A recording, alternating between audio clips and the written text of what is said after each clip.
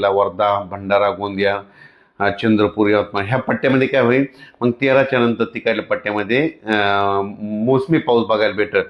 पण तो पण सर्वदूर नाही राहणार. काय होणार आहे, काही काही भागातच पडणार आहे.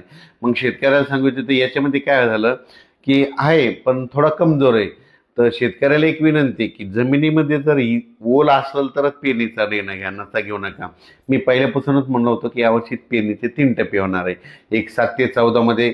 मग आता दक्षिण महाराष्ट्र, कोल्हापूर, सांगली तिकडे पाऊस झाला, त्यांच्याकडे ओल असेल तर ते पेरणी करू शकते, समजा की ते त्यांचा निर्णय घेतील. त्याच्यानंतर काय होणार आहे, जूनच्या शेवटच्या आठवड्यात म्हणजे 20 जून ते 30 जून मध्ये एक पेरणीचा टप्पा राहील. मग त्याच्यामध्ये देखील महाराष्ट्रामध्ये पाऊस पडणार आहे. आणि त्याच्यामधून जर काही शेतकरी उरले तर 10 जुलै ते 15 जुलैमध्ये पाऊस येईल आणि त्याच्यामध्ये सर्व शेतकऱ्याची पेरणी होणार आहे म्हणून अंदाजाच्या.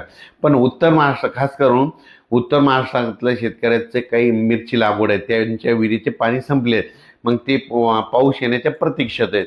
तर त्यांच्या उत्तर महाराष्ट्र, कन्नड तालुका, सिल्लोड, भोकरदन, त्याच्यानंतर जळगाव जिल्हा, नंदुरबार जिल्हा, धुळे जिल्हा, त्या शेतकऱ्याला सांगू इच्छितो की पारोळा तालुका, की तुमच्याकडे मात्र 13 तारखेपासून 13 जूनपासून ते 17-18 पर्यंत दररोज वेगवेगळ्या भागामध्ये विखुरलेल्या स्वरूपाचा हे मोसमी पाऊस दाखवलोय. सर्वदूर नाही पडणार पण वेगवेगळ्या भागात पडणार आहे म्हणून हे अंदाज शेतकऱ्यांना घ्यायचा. त्याच्यानंतर विदर्भामध्ये देखील अशीच परिस्थिती राहील. विदर्भामध्ये देखील काय होईल, 13 जूनपासून ते 17-18 पर्यंत, 13, 14, 15ला, 18, 17, 18च्या दरम्यान तिकडे विदर्भात देखील काही जिल्ह्यामध्ये दाखल होईल. पण हे सगळीकडे दाखल होणार नाही, काही भागात होईल. 20 जून ते